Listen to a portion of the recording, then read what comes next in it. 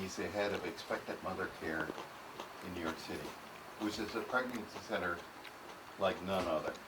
It's actually a series of pregnancy centers because New York City poses some incredible challenges. But I like to say, remember what Sinatra's famous song, "You can make it here, you can make it anywhere." And I think that really applies to saving babies in New York City. Matter of fact, the Bronx, there's probably as many babies are aborted as are born.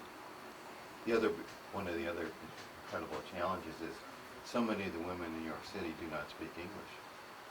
So that's why Chris came up with this idea of bringing over Spanish-speaking interns all the way from Spain.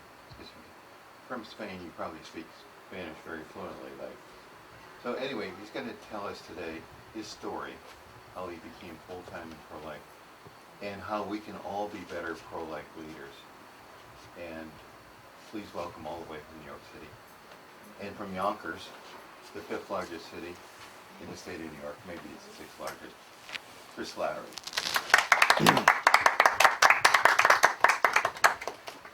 Thank you, my friends.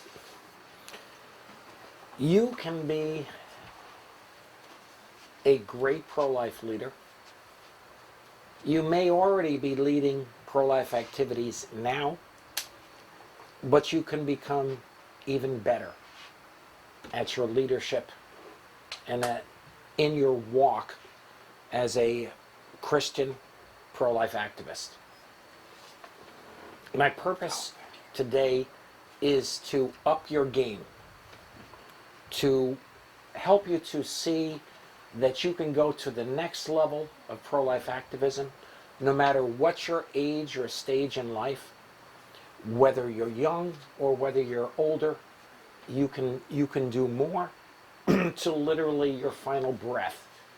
You can advocate the cause of life with determination and significance. And whether you have just started in the pro-life cause or you've been active in it for years, I hope to give you some ideas of how you can be a more active pro-life leader and give you some ideas of what you can do. I'd like to start by explaining how I got into the pro-life movement, and very briefly tell you that yes, I was born and raised in New York City, which is the abortion capital of America. I'm sure there are cities in Russia and China where they do more abortions annually, but in the Western world, that's Western Europe and all of the Americas, there's no city that's killed more children or has a higher rate of abortion and does more abortions annually. I discovered the abortion problem in my early 20s when I lived in Manhattan, and I was one day on my way to one of my first jobs in the advertising business, and I had an acquaintance with a young lady named Mary. I was walking up Park Avenue, Lower Park Avenue, in the East 30s, and I had my three-piece suit on, and I was carrying a briefcase. And I was walking towards the subway, and a lady called out my name. And I was kind of surprised, and it was early in the morning, and it was in front of a 50-story office building, and there was a big plaza in front of this building, and I'm wondering, who is this calling me and why? Mary called me over and explained that upstairs in this building was one of the largest abortion clinics in America, and they were killing babies. And she was out there to try and rescue children by talking to the mothers on their way in. This was early sidewalk counseling. Most of you have heard about this method of outreach today. There's a national group called Sidewalk Advocates for Life. There's an organization called 40 Days for Life, which of course has outreach to women on the sidewalks or parking lots next to abortion clinics across America and internationally, for that matter. Well, this was long before these organizations in the early 80s. And I was unacquainted with this art and science of trying to rescue children. So I had no idea how to approach this. In fact, I discovered at this time in the early 80s, a dozen years after abortion had been legalized in New York State, which was in July of 1970, years before the Roe v. Wade Supreme Court ruling. All I can tell you is I remember the first mother and daughter that were on their way into this abortion clinic called Park Med, and how I approached them. I can't honestly remember what I said to them. But I do know this 15-year-old daughter, a pregnant daughter, being brought in by her mother for an abortion, was petrified. And her face, her black face almost turned white with fear. And all I can tell you is that 6 months later, instead of them going up to that abortion clinic, I was holding that 15-year-old mother's baby in my arms in their apartment in the Crown Heights section of Brooklyn. And this was astonishing to me. First of all, a white guy from Staten Island who hardly knew any blacks in an all-black building in Brooklyn and in an apartment house that was kind of crummy and a little startling to this boy from the outer boroughs. And I just said to myself, wow, you can actually save a child. I just maybe participated in this. Of course, the mother went through all the labor. She had the courage to be a mother at age 15. And, you know, I kind of thought about the Blessed Mother. She had an unplanned pregnancy that she accepted, just as this 15-year-old girl had accepted her unplanned pregnancy. And while the Blessed Mother's pregnancy changed the world forever, this young mother's pregnancy changed this family and changed this building and maybe this neighborhood to give hope to other young mothers that were with unexpected pregnancies. This didn't change my life yet, but I decided that I wanted to do more, and I wasn't committed to doing this as a full-time work. I was an advertising man. That's my calling, that's my vocation. Well, I went around speaking to parishes and got the idea that we should open up pregnancy centers. And I went to groups as small as half a dozen people, dozens of people. I walked to many, many parishes trying to get people to open up pregnancy centers. I'm thinking, there's got to be somebody here that will do this. And after a couple of months of speaking at different parishes, I realized that I was speaking in front of a great big mirror to myself. I was literally talking myself into doing what I thought others should do. I finally realized if I want to rescue children, if it's going to be, it's up to me. So when I point my fingers out for someone else to do it, I've got 3 fingers pointing back at myself. So I realized in prayer and self-talk, literally, that it was a calling that I had to outreach to mothers. And so I started looking for a space in this abortion neighborhood, the East 20s of Manhattan, where there was a collection of abortion facilities in the 20s and 30s where tens of thousands of children were being killed. And I discovered Planned Parenthood. And that is one of the facilities I wanted to be near. But I found out that their facility was right across the street from a Catholic church. How do you like that? In what was largely an apartment house, which the lower floors were offices, and the buildings immediately around it were housing, retail locations on the ground floor, and then apartments upstairs. There was no place for me to really rent. I couldn't afford a ground floor location. But I found a space around the corner where they operated their thrift store, and in the building adjacent to the Planned Parenthood thrift store called the Second Time Around. I always joked about that name because I thought, yeah, if you made it into Planned Parenthood, you're not even going to make it the first time around. But we opened in an office with just a $1,500 contribution. I knew nobody. I started to make acquaintances and then worked hard to get an office space, an empty floor of a building, renovated into a pregnancy center with multiple rooms, bathrooms, electric. It was an empty space that had been a print shop. And by the following summer, that was in '84, by the following summer, July of '85, we were open, the first crisis pregnancy center in New York City. And we were targeting clients through yellow page advertising in competition with the abortion industry. We were advertising in the same two sections they were in. Abortion, and the heading abortion didn't exist in the book. The yellow pages had clinics and birth control information centers.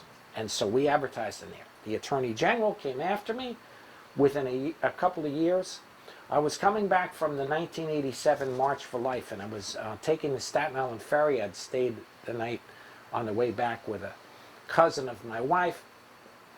And in the morning, I bought a New York Times, and I opened the page. This is the day after the march, and there was a story about the New York Attorney General suing my organization, with a picture of a press conference held with representatives of the Attorney General's office and the NARAL and NOW.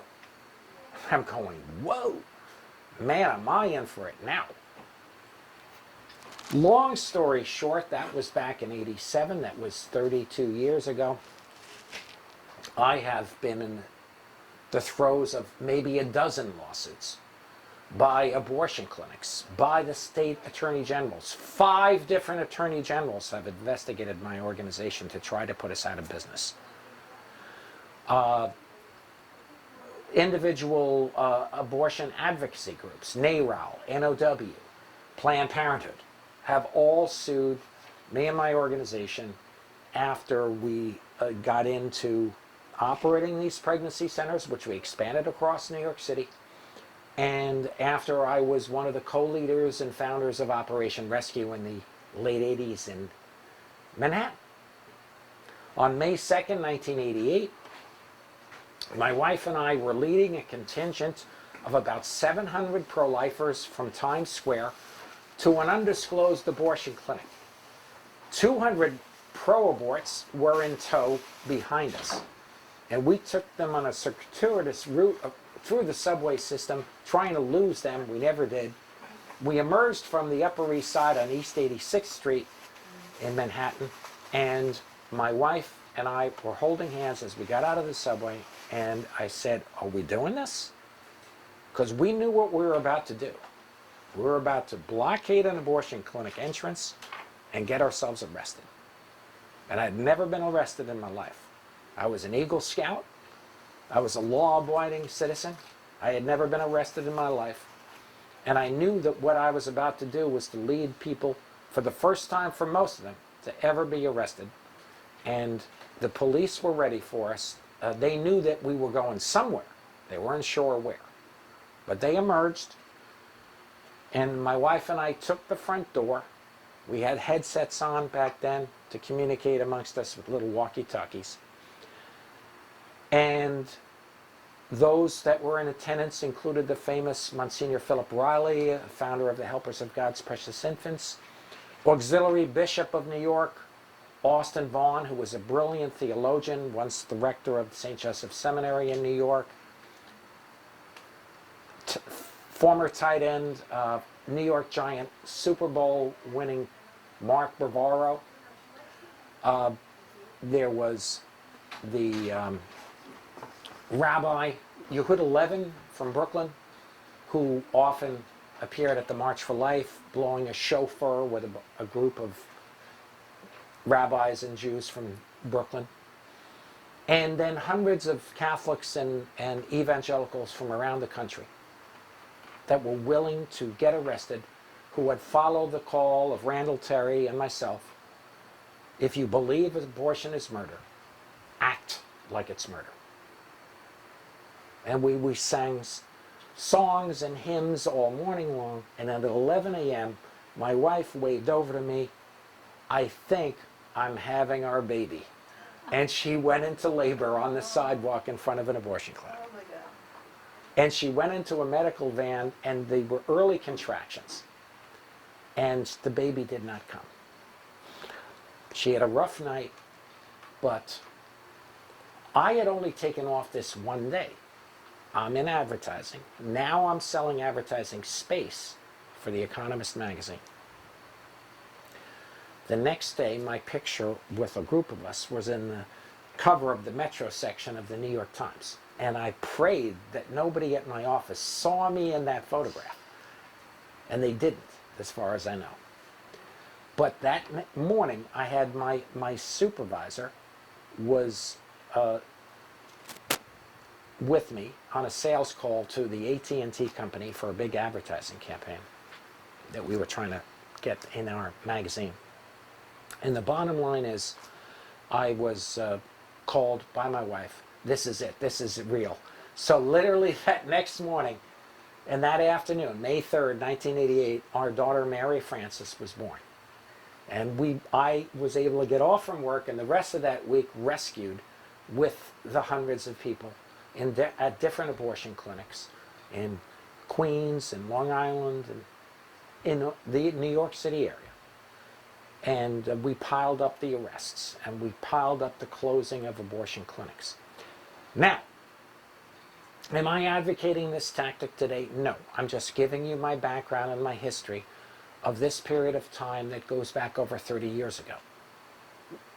Older folks will have heard about Operation Rescue. Younger viewers and listeners here may never have even heard of this movement, which led to 75,000 arrests nationwide in cities across America over the next 3 years.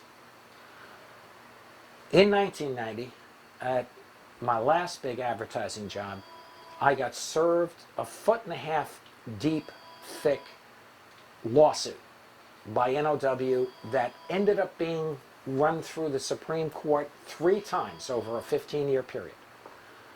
I got fired on St. Patrick's Day 1990 from that advertising job. Not only had they served me in my office, I had appeared in a New York Magazine story which got me a lot of infamy about my pro-life work. And there was a wanted poster for me plastered all over New York City on lampposts and mailboxes that ended up, somebody got a copy of it and plastered it in the women's stalls at my office for weeks. Put this poster, this wanted poster for me, an employee of the company. So you can tell I got a chill. Wanted, operator of fake abortion clinic, leader of Operation Rescue, hater of women, etc. So I got fired because of this controversy. They made up some reasons that were poor. And I had to deal with that other lawsuit, so I wasn't up for suing my company. So I decided the day I got fired, St. Patrick's Day, 1990, this is my burning of my boats to advertising, and this is my call to full-time pro-life work. And that's 30 years ago, this coming St. Patrick's Day, 30 years. I went from an annual $75,000 salary to probably about $24,000. Two of my next children were born while we were on Medicaid. We were so struggling at that time. So I made the decision. Do I want a life of significance? Do I want a life of life-saving? Or do I want to just be another ad man? So I ask you, do you want to be just another student, another businessman, another manager, another teacher, another fireman, another scientist? But someone that dedicates yourself or a portion of your life, a significant portion of your life, to the saving of lives. I leave it up to you. I ask you who are watching this here in person or on YouTube or on Facebook to consider seriously a vocation to pro-life work. And I don't care whether you're 16 years old or you're 67 years old or even you're 85 years old. As long as you're breathing, you can be a leader in this cause. Some of the great leaders that have inspired me include, this is a photograph of Congressman Henry Hyde of Illinois. And this photograph is signed by Mr. Hyde. I want to pass this around so you can take a look at it. He is a man of great significance. His amendment has helped save tens of thousands, if not hundreds of thousands of lives, because it prohibits federal funding for most abortions of women in America. Now, there have been 17, 18 states that have provided Medicaid funding of abortion for 40 plus years, including my home state of New York and California, and many in between. But federally, funds have been prohibited and blocked by a coalition of Republicans and pro-life Democrats. But Congress is down to one or two pro-life Democrats.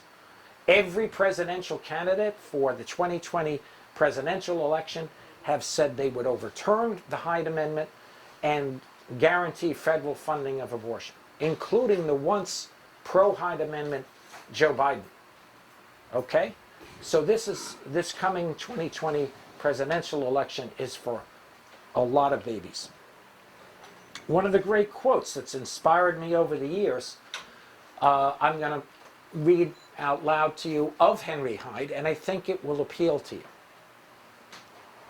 When the time comes, as it surely will, when we face that awesome moment, the final judgment, I've often thought, as Fulton Sheen wrote, that it is a terrible moment of loneliness. You have no advocates, you are there alone standing before God. And a terror will rip your soul like nothing you can imagine. But I really think that those in the pro-life movement will not be alone. I think there will be a chorus of voices that have never been heard in this world, but are heard beautifully and clearly in the next world. And they will plead for everyone who has been in this movement. They will say to God, spare him, because he loved us. Will there be a chorus for you? Now, I have often asked myself, how did God get me into this beloved cause? How did I get sucked into this? You know, I had a nice income. My wife was attracted by my future in advertising. My mother was appalled when I quit my last job and where I was fired, and then chose to go full-time pro-life. She was appalled. And of course, my brother thought I was crazy too. My wife stood by me and has stood by me for these 30 plus years of full-time pro-life work, 40 years as a part-time pro-lifer. And I came across a book. I started to get into American history, and I got into a small collection of American artifacts, and I came across, and I was always fascinated by this woman, Margaret Sanger, who founded Planned Parenthood in my backyard. In October 1916, 103 years ago, she founded the first what would become Planned Parenthood organizational clinic. She set it up and knew that it would be controversial. She literally sent a press release, not by email or fax, to the district attorney of Brooklyn. And they did a raid and arrested her and her sister. Her sister did a hunger strike. She made a lot of publicity out of this. There was a big court case. So Margaret Sanger made her mark and basically established birth control as a movement. She even coined the term birth control. There are some pictures in this book, this biography, written in 1955. This book was published a few days from my birth, literally April 15th, 1955. And it was signed at a clinic office a 5-minute walk from where I was born and near where I was baptized. This book is actually signed by Margaret Sanger herself. She held this book in her hands days from my birth. And I say, cosmically, what are the odds of that happening, that I came upon this book? And the others who signed it were the doctor who invented the birth control pill that she contracted him to create and her funders. So I'm going to pass this around to you. Take care with it. Don't spill anything on it.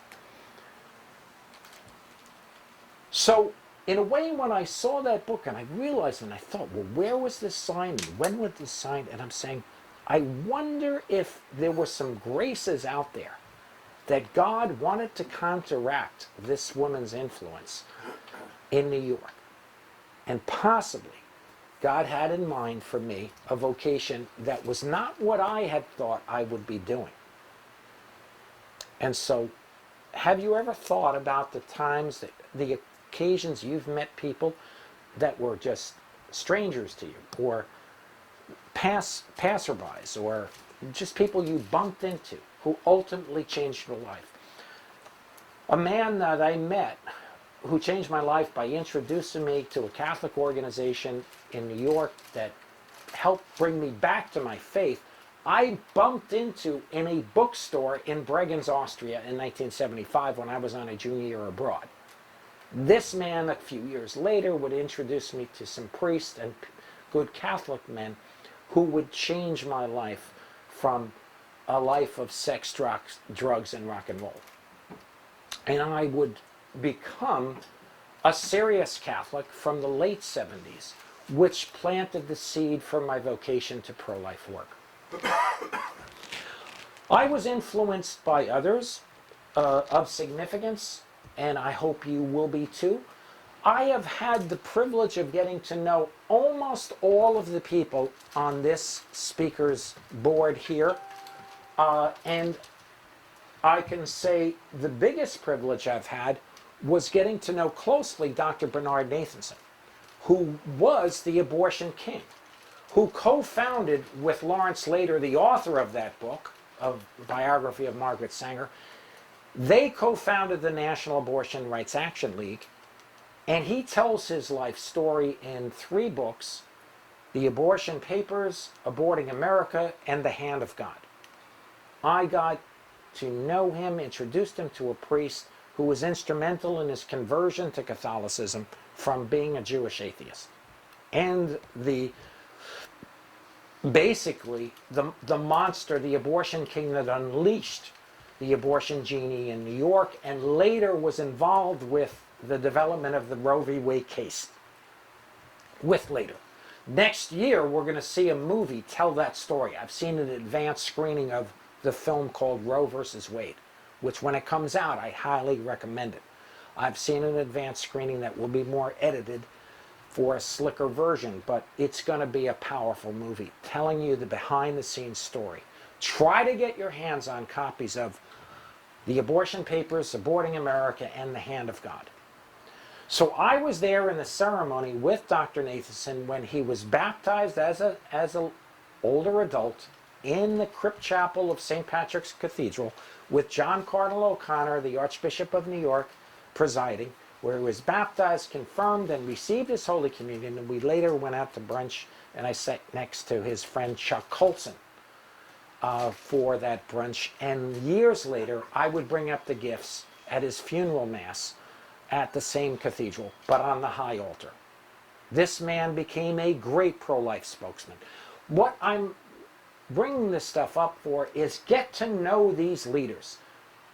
Nathanson's the only one no longer alive on earth, but he is with us, I pray, in heaven. The rest of these leaders I've had the privilege of getting to know, with a few exceptions.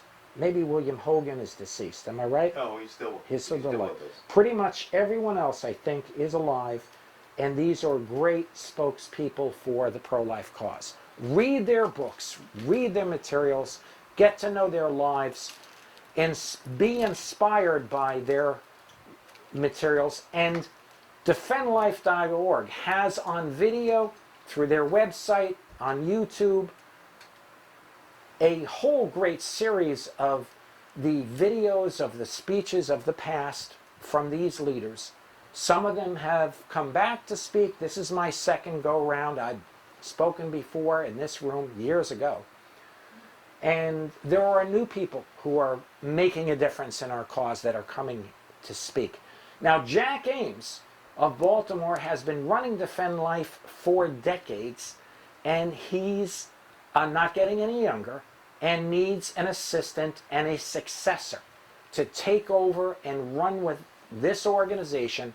So whether you're hearing this face-to-face here today, or you're watching a replay on Facebook or YouTube, appeal to talk to Jack Ames about involving yourself with this great organization, which has run the oldest national pro-life speakers bureau and lecture series in America. So defendlife.org needs you, and I appeal to you to give Jack a big hand, and maybe you're called to succeed him in operating this organization in the Baltimore area or in another part of the United States where you live. Okay? Doesn't have to be in Baltimore, based out of Maryland. It could be in another part of the country. But the idea of bringing in speakers to inspire, motivate, and educate pro-lifers is a brilliant one. And I have come, and I have a lot of work to do, and so do these other people, but we want to come and meet you, inspire you, educate you, motivate you to do more, whether it's through the face-to-face encounter with you here or later on through replay online. Okay? Some of the other people that have inspired me, besides these people, these Americans, there may be a Canadian in here or two. Stephanie Gray is a Canadian, I know. I could be wrong, but I think, and Bernadette Smith is from Belfast, Northern Ireland, but I believe the rest of those speakers here on this list are Americans. But some of the speakers of the past, and one of the first to be in the Jack Ames Defend Life series was this lady. Who knows who this is? Who can tell me, not Jack, who is this lady? Does anyone recognize her? I'll pass the picture around. This is the late Dr. Mildred Jefferson of Massachusetts. Dr. Jefferson was the first female black graduate of Harvard Medical School. She was a top physician, and from the early stage after her graduation, and she saw the abortion holocaust coming, she dedicated her life and helped co-found the National Right to Life Committee. She was very active in Massachusetts. She was very articulate and a great example of women pro-life leaders. Two others that have touched my heart that are not, who are not activists in the anti-abortion movement, but were early examples of civil rights activists for the deprived and the enslaved, were the American and the British leaders against slavery, Mr. Frederick Douglass, who signed this document personally. His signature is affixed to the bottom, and the famous British parliamentarian of earlier, over 200 years ago, signed this document, the famous character and star of the film Amazing Grace, the literal Mr. William Wilberforce, signed this document in person. A very historic document right here. So these individuals, the white man William Wilberforce, the black man Frederick Douglass, were great activists and examples of men of significance who gave it all for others who were outrageously enslaved in the Western culture of enslavement, unfortunately, which began in Virginia. And this proud state was once a slave state, Maryland, and of course Frederick Douglass spoke in this state and across the country to help advance the cause of abolition of slavery.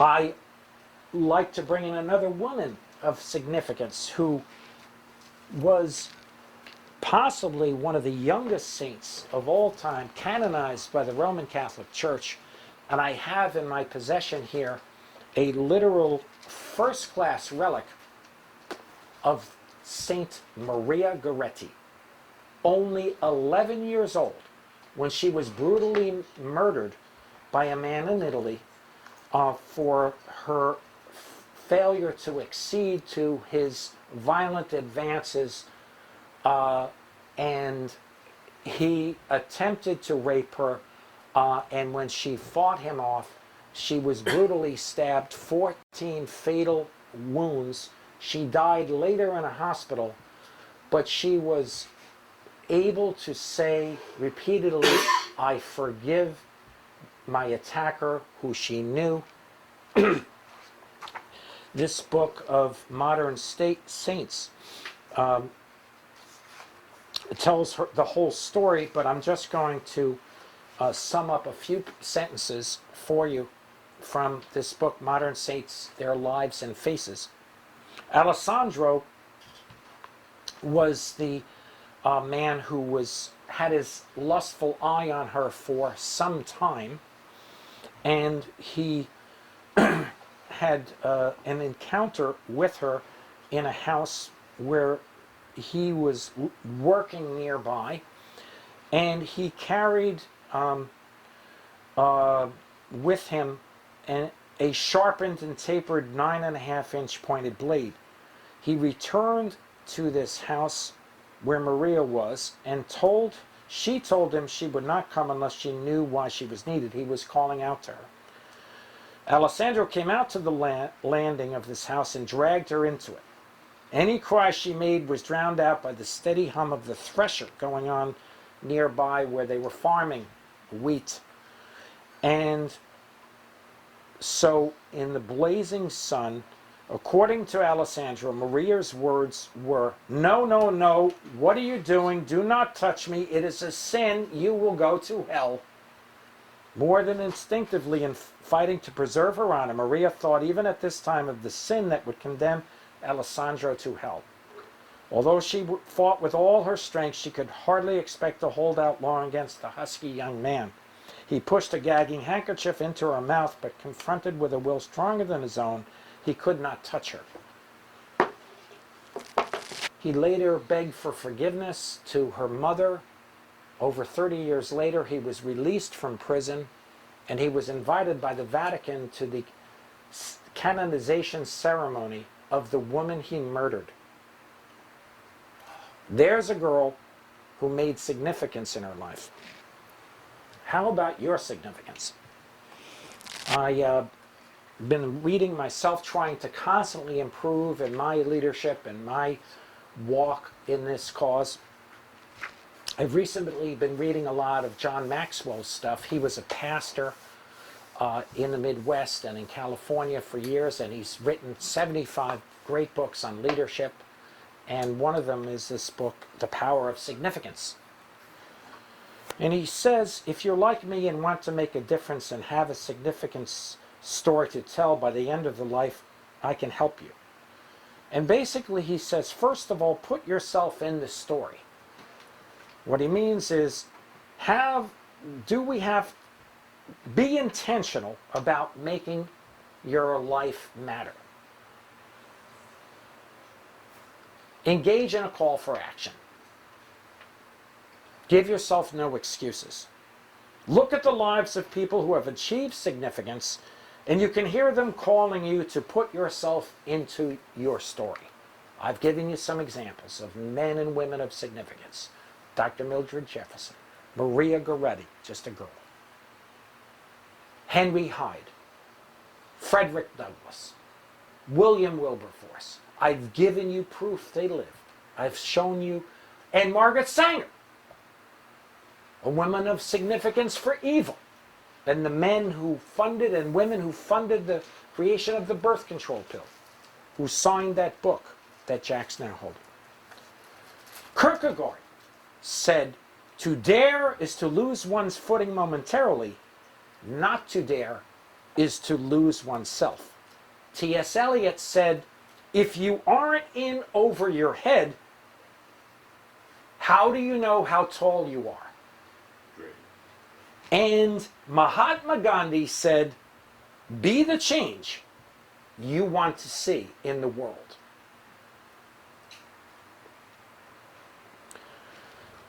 To pursue your purpose, you must do things out of your comfort zone. Last Saturday, I went to Six Flags Great Adventure in New Jersey for the Fright Fest. I knew I wasn't going to get hurt, but I wanted to get out of my comfort zone. So I went into half a dozen of these haunted house mazes. And I wanted to be, and they send you in a group of 8, and I wanted to be the first or the last in line so I would get the maximum scare. I wanted to do something that I knew was going to really scare me. Now, I'm not talking about watching those bloody horror movies, which are more disgusting than frightening. I'm talking about something where I knew there wasn't going to be real blood and there wasn't going to be anybody getting their heads chopped off, although they had all the fake bodies everywhere. I wanted to do something out of my comfort zone. Recently, I took a couple of my interns to one of these obstacle courses where you walk high up, 4-story high obstacle course in this mall where you're walking on tight ropes and walking on things. Now you have a safety harness, but you're 4 flights up and you're walking and daring, obstacles. Have you ever made a daring phone call to a total stranger who was a high up individual? When I was in my early 20s, my brother had an intern who we went to college with, who was working at Major League Baseball. So I used that connection, and I called Bowie Kuhn, the then commissioner of Major League Baseball. I thought the guy was Jewish. And I just wanted to meet him and invite him to a talk in front of Catholic men, but then I got him involved in I found out he's Catholic. And I got him involved in the pro-life movement. And he's deceased now.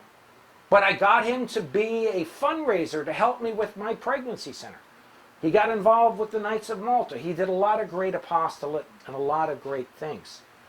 But part of it was I brought him a copy of the newly released VHS tape of The Silent Scream created by Dr. Nathanson. If you've never seen The Silent Scream, younger viewers may never have even heard of Dr. Bernard Nathanson or of the films that you can watch on YouTube, The Silent Scream and The Eclipse of Reason. 2 very powerful films where the clothes are a little outdated from the 80s, but the message is vitally important. So what I'm trying to say is get out of your comfort zone and go into the deep. Go to parish pastors, go to bishops, go to corporate leaders, go to media people, go to celebrities, go to stars, and ask them to speak for your group, or ask them to be a spokesman for the pro-life cause, or ask them to watch a DVD with you, or hand them one, or give them a great book. What daring things have you done to change lives, to make a difference from the top down? I was criticized by some for getting to know Dr. Nathanson, who had been the abortion king, who had presided over 70,000 abortions. How dare you talk to this guy? He's the scum of the earth. He's going to hell. I said, no, I want to become his friend. And that's why he eventually invited me to be his godfather into the church. And why his family invited me to bring up the gifts at his funeral. Because I cared to dare and to be to be shameless in a holy manner. To be able to approach an abortionist. Have you ever debated an abortionist? Have you invited an abortionist to coffee or lunch or dinner? Why not? I've debated abortionists. I've talked to them face to face. We have to have them on our prayer list. We have to pray for them by name. We have to invite them out. We have to try to be their friends. Have you tried to befriend abortion clinic workers or even condemn them and judge them? They can become our greatest advocates. How many of you seen or heard about the film Unplanned about Abby Johnson's story? Most of you here have seen it. Some of you online maybe haven't seen it yet. Get a DVD or upload it on Netflix or Amazon Prime or watch it on your home television. Unplanned is a powerful film of the story of the conversion of Abby Johnson from a rising Texas Planned Parenthood abortion facility star and director, and she converted through the prayer and outreach of 40 Days for Life people. I was the first one to invite Abby Johnson to speak in a big forum outside of Texas just 2 weeks after she left Planned Parenthood. I was audacious. I got a phone number from Sean Carney of 40 Days for Life for her. She had never given a big speech to the pro-life cause, and I invited her to New York before she ever had an agent. And then later she was speaking for $5,000 to $10,000 a pop, putting her money into, and then there were none, a group for former abortion clinic workers. She's helped bring hundreds of former abortionists and clinic workers out of the abortion industry. That wasn't really featured in the movie, but this was her story, a great story. Unplanned the book and Unplanned the movie. Watch those films. But don't be afraid to contact converts to our cause. Become their friends. Don't be afraid to reach out to current abortion clinic workers. Don't be afraid to contact bishops, priests, corporate leaders, media leaders, and get them involved seriously in the deep end of the cause. You often hear this term, okay, Chris, I'll try my best. Well, that's not good enough. I'll try my best? No. This is a statement most of us have made at one time or another. I'll work at having the right attitude, and I'll work at the task, but I won't take responsibility for the outcome. I don't think so. Do you have an attitude of doing or talking? There is an enormous magic in the tiny word do. What's the shortest advertising slogan out there? Do it. Not that I'm endorsing Nike, but their tagline, do it, is a great line. Okay? When we tell ourselves, I'll do it, we unleash tremendous power. That act forges us in a chain of personal responsibility that ups our game. A desire to excel plus a sense of duty plus complete aliveness plus total dedication to getting done what has to be done. That equals commitment. An attitude of doing also helps us to become who we were meant to be. It is this doing attitude that often leads to the things we were meant to do.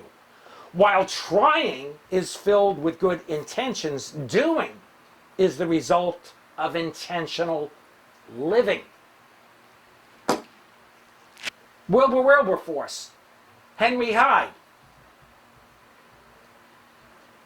Mildred Jefferson, Joe Scheidler, Chris Smith, Molly Kelly, Joan Andrews Bell, Father Paul Schenck, Stephanie Gray from Canada, Dr. Monica Miller, Marianne Kuharski, Scott Klusendorf, Eric Scheibler. These people have decided to do it. And there's no reason why you can't be up here in some future speaking engagement telling us about what you've done. What did God lead me to do from a sex, drug, and rock and roll punk at Boston College who never went to church, could care less about the pro-life cause? Well, from that one baby God helped me save, we've rescued over 40,000 children in New York City since the mid-'80s. 40,000 babies. Now that was one by one, opening up pregnancy centers in as many as 20 different locations over the years. But that's with 12 different lawsuits to shut me down. Fines, numerous attorneys having to represent me in court. I'm still engaged in 2 or 3 court battles. You have to be ready to pay the price. Now, most of you aren't going to get sued, but you might be sued.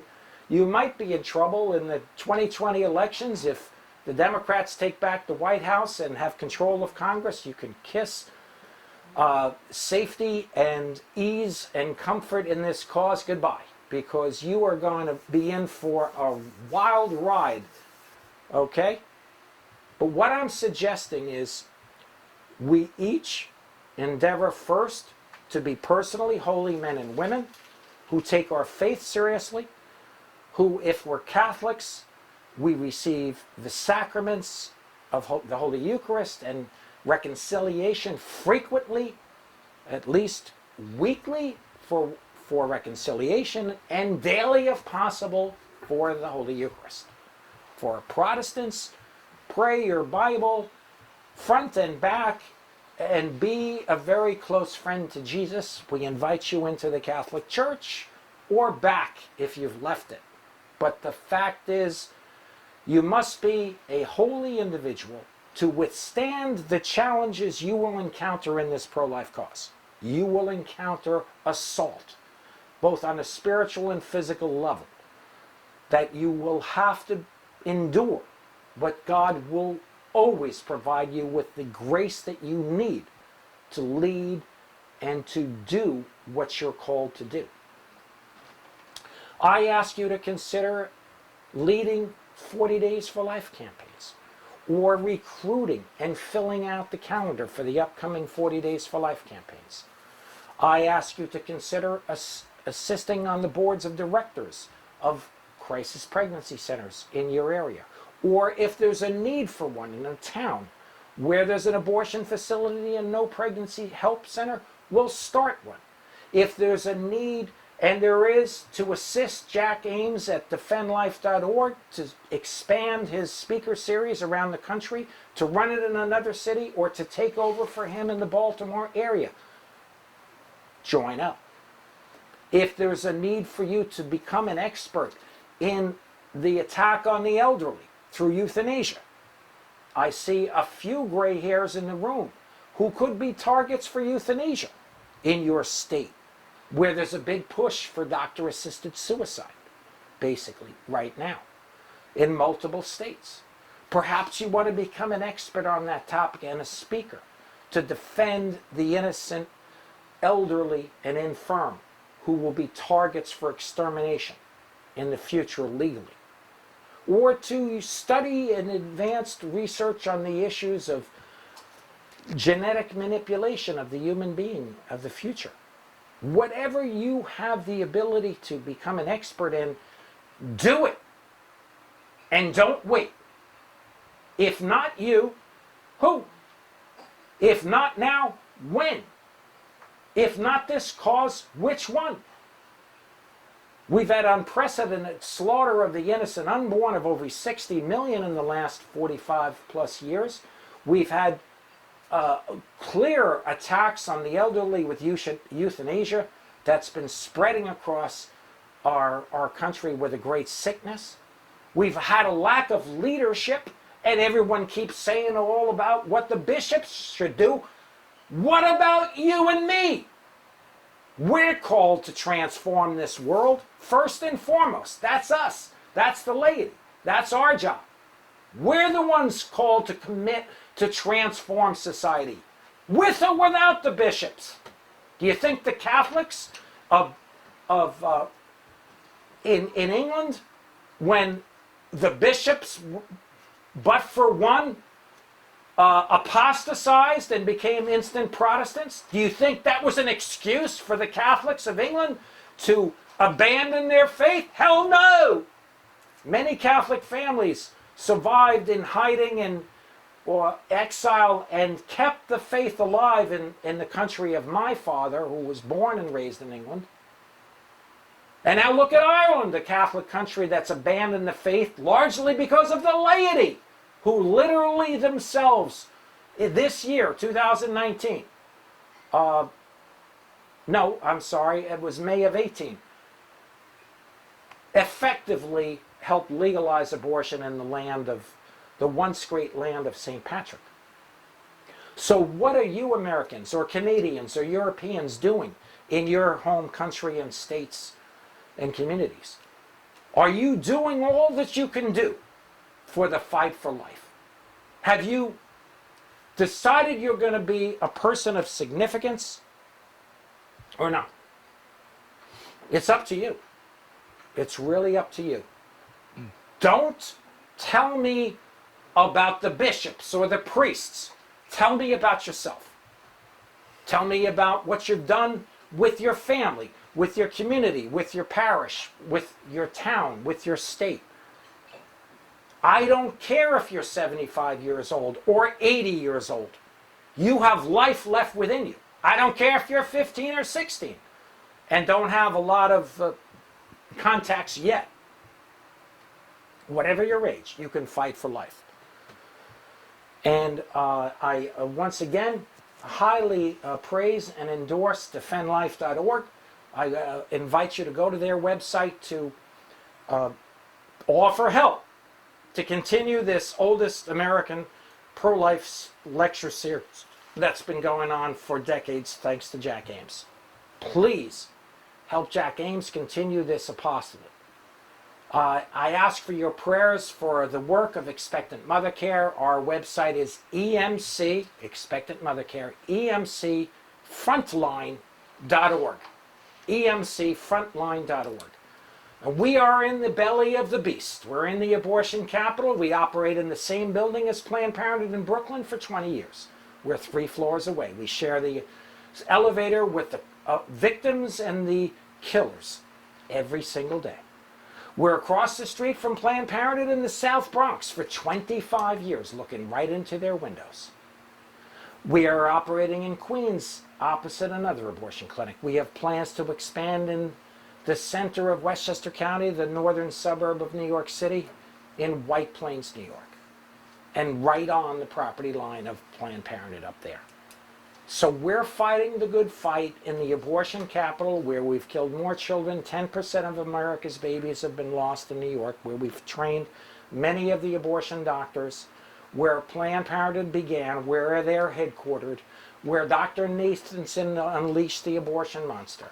I have an intern program called ProLifeInterns.com, pro-life, no hyphens, interns.com. We've recruited 400 young people to come and work alongside us in New York City. We provide them with free housing, training, and food, and deploy them at the abortion clinics, as many as 6 of them simultaneously during the summer. And they work alongside us in the counseling rooms at the pregnancy centers. We invite you to come to New York, visit us, work with us, train with us, deploy with us on the front lines of America's battlefield, the Baghdad of America, the caliphate of the abortion industry. Okay? That is where we're at. We're on the front line battlefield, the battle lines, and I report from the front lines here to you online and in person. And I invite you, again, I don't care if you're retired. I don't care if you're living on Social Security. I don't care if you're a high school student or you're a 7th or 8th grader. You can and you should engage in this most important cause. You should engage with all your might, not necessarily going full-time at the beginning, but engaging at least on a part-time basis. Not just your spare time, but time that's of value to God and to the children. I'll conclude with this thought and this admonition of the late, great St. John Paul II, who, on a departure from one of his American visits, on the tarmac in Detroit, on a flight about to depart for Rome, his last words to we Americans were, "Woe to those who do not succeed in defending life." Thank you.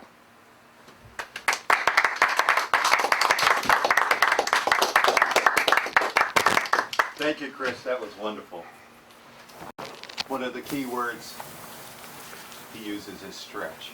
We have to take those God-given talents the good Lord has given us and use them, but not only use them, stretch them. Because with God, all things are what? Possible. Amen. So, good news is that this wonderful presentation will be on YouTube probably Sunday night because of our wonderful videographer, Jim Altoff. But I have a few announcements to make, and then we'll have Chris back for questions and answers. First thing is the free will offering. Frank, will you pass the basket? Sure. We're all volunteer. Anything you can give would be greatly appreciated. Um, you like to write a check, you can make it able to defend life, and everything you give is tax deductible. So if you want to give $1,000, you can write that off on your income tax. Oh, sure, great. Hey, I like that. Somebody follow him, make sure he comes back. Yeah. Bring back a $1,000 check, sir. So, Seriously, thank you for your generosity. And a couple of other announcements. There you go. You have the flyers there. You see our next speaker is Dr. Pat Castle, the founder and chairman of Life Runners. Life Runners, liferunners.org is the fastest, thank you, fastest growing organization in the pro-life movement. They have chapters in all 50 states and 75 foreign countries. And what they do, among other things, is they have a run across the country, starting at Chris's Brooklyn Bridge, running all the way to the Golden Gate Bridge. Then they have a north-south run, starting at the Canadian border and ending at the Mexican border.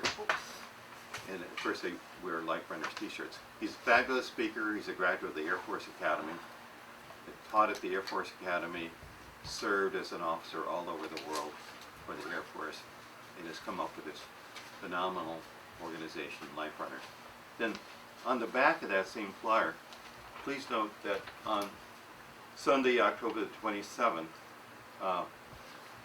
Anthony Kennedy, who was the swing vote on the Supreme Court so many years, he's going to be honored, not honored by us, but honored by the other side, because he helped keep abortion legal in the Planned Parenthood versus Casey decision way back in the 1990s by voting the wrong way.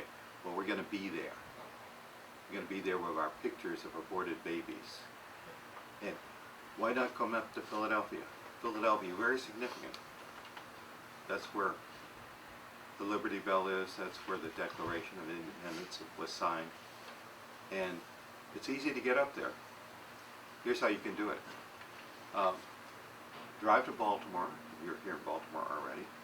Go up to White Marsh Mall and catch the megabus that leads from White Marsh Mall. Now, you have to make a reservation, but the megabus goes right to downtown Philadelphia, non-stop, and lets you off at 30th Street, and you can take the subway from there to Independence Hall, where this ceremony will be.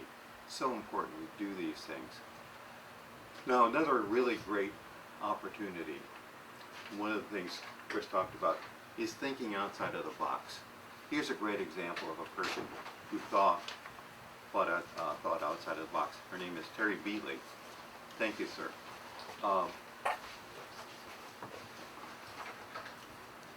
Terry Beatley is from Virginia, and she's relatively new to the pro-life movement. An example of somebody got to her and got her on board, and she's one of the most tenacious pro-lifers you'd ever imagine. She was the one when people in New York City knew Bernard Nathanson was dying. They should have gone to visit him, but he was a recluse, and it was not easy to get to him. But anyway, she persevered. There's Bernard Nathanson. With Chris's help, got his phone number and called up Mrs. Nathanson, and she said, I don't think he's willing to visit you, but I'll ask.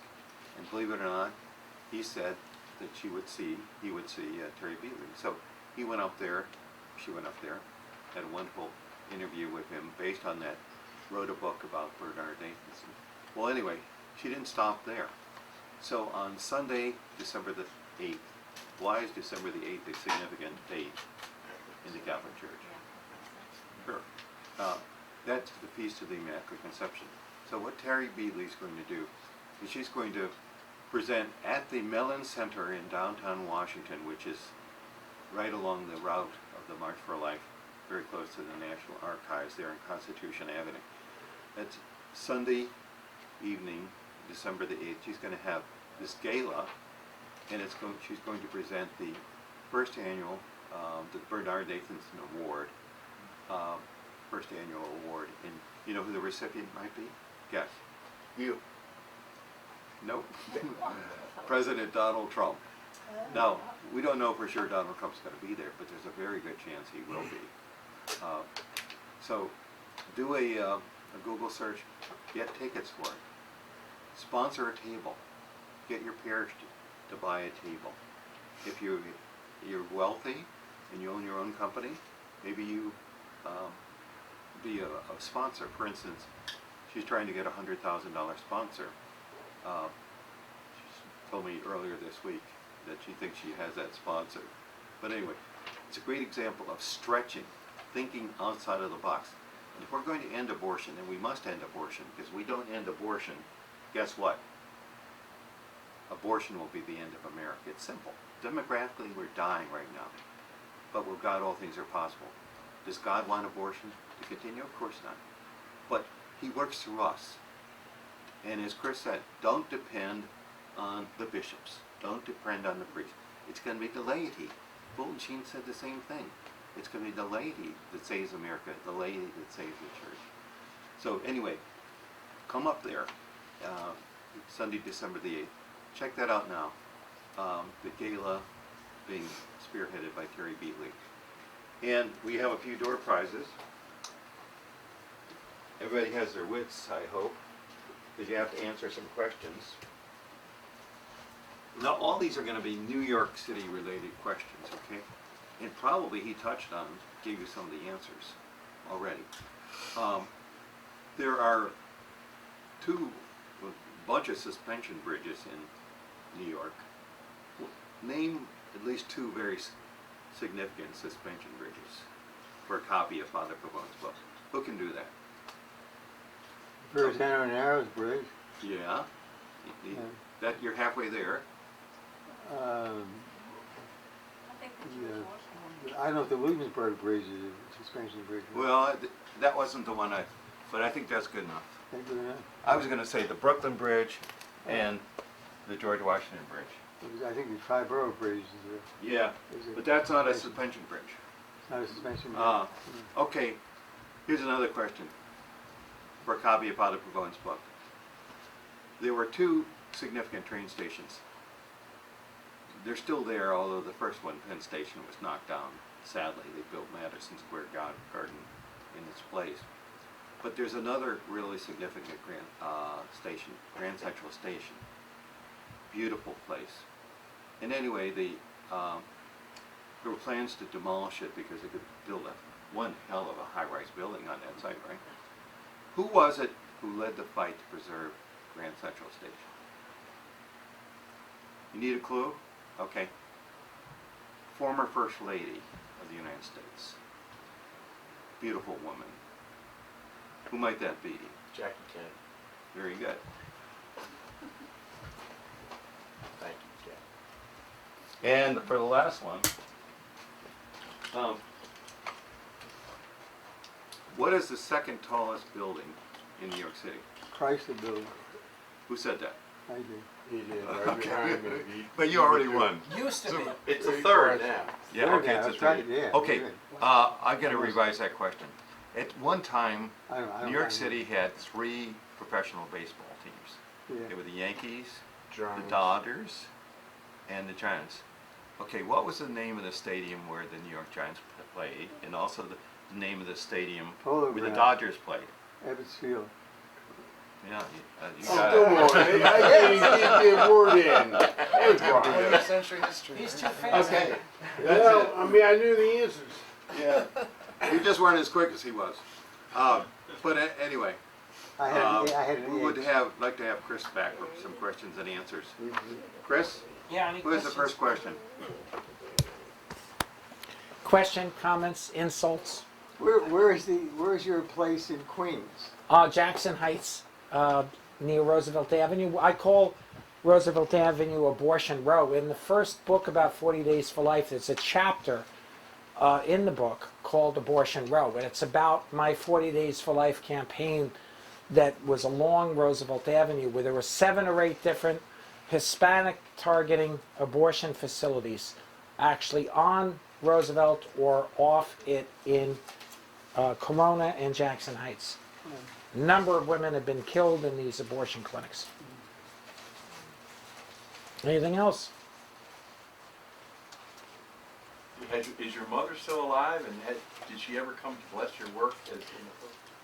pro-life? Well, she, no, we lost my mom 5 years ago now, in the summer. She did in the end, admire my tenacity and work, and she did not write me out of her inheritance, thankfully. Because we had lost my dad in the mid-'80s, so she was a widow for many years. How many siblings do you have, Chris? I have a brother and a deceased sister who died at birth. Wow. So that maybe put a little tug in my heart for the children who were born deceased. My stillborn sister really devastated my mother, and she didn't have any children after that. And she's buried next to my parents on Staten Island, where I grew up. I grew up across the street from the boss of bosses, Godfather Paul Castellano, who was rubbed out by John Gotti, the mobster who ended up being convicted of that rub out and spent his final years in prison. I'm sure you've all heard of John Gotti. Maybe the name Paul Castellano doesn't come to mind. He was my neighbor. Gotti was? You were from Queens? Yeah. You were? He was. I was gone before he was. Yeah. But I lived down the So road I from was a him. paper boy to the Godfather, and his house, after it was sold, long after he'd lived there, was the site of a Hillary Clinton fundraiser. So it was kind of an audacious place called the White House. It looked like a substantial mansion. This was a nice section of Staten Island called Toad Hill, where I lived. And Did you tell us about the priest, I don't think you mentioned this, who, when you went to Boston College, he was in admissions? Oh, yeah. What he talked about? yeah, I was 18 years old in the infamous Roe versus Wade year of 1973. That was the year I was a senior in high school and a freshman in college. And of course, at that age, in those years, most of us men were thinking about Vietnam, because I was drafted. I was 15 in the draft line out of the 365 days of the year, and I was going to be going. But thankfully, within a few weeks of my 18th birthday, we signed a peace treaty and withdrew from Vietnam. But when I got to college, the priest who was an admissions officer that had interviewed me to go to Boston College, I saw him on the grounds of BC, and he was very disturbed about Roe versus Wade and abortion. And I remember just like having absolutely zero interest. I didn't even know where the Boston College chapel was. I never went in there. My freshman year, my first night in my dorm, the resident assistant came to me, "Chris, do you have any extra condoms on you?" I was a virgin. Condoms? He had his girlfriend living in the dorm. Those were the days of sex, drugs, and rock and roll. Everyone in my dorm was on drugs, 17 guys, except my roommate and I. We were like the nerds. Those were some pretty rough days. So I guess I was totally indifferent to the unborn in my college years. But it was this chance meeting years later, about 5 years later, where I began to change my life. And I came back to Jesus Christ and then the pro-life cause. What's going to bring you guys back? Daily communion? Frequent confession? A change of your habits? Giving up some hobbies or special interests where you could put that time into a fight for the children, fight for the mothers? You have to ask yourselves that. All I can tell you is I know that you can each make a huge difference. You don't have to have any particular skills or talents, but you have to want to make a change and a difference. And I tell you, the people that get to speak publicly are no more important than those of you that can work from a kitchen table at home and make a difference on the phones or on being a laptop warrior on your computer. If you don't have a computer, we'll get one. It's not that hard to operate them. If you don't have a smartphone to make calls and texts, we'll get one. Download the Relevant Radio app. Just this morning, on Relevant Radio, which is a national, international radio network which has been buying up stations across the country. Catholics are finally getting into Catholic radio. We heard in an hour about 4 significant references to pro-life activism this morning on Relevant Radio. 200 million memoraries are being prayed for the cause in a year through their advocacy. Many references. There was an interview with Sean Carney on 40 Days for Life this morning on Relevant Radio. If you have a smartphone, and most of you in the room do, or online, you can download that Relevant Radio app and you can listen live. You can connect it to Bluetooth in your car or on a speaker at home, and even if you don't get the radio station signals in your market. But this is a way to continually educate yourself, to inform your faith and inform your activism. All right? Thank you so much, Chris Slattery. And just for more information, visit his website, emcfrontline.org or dependlife.org. Thank you.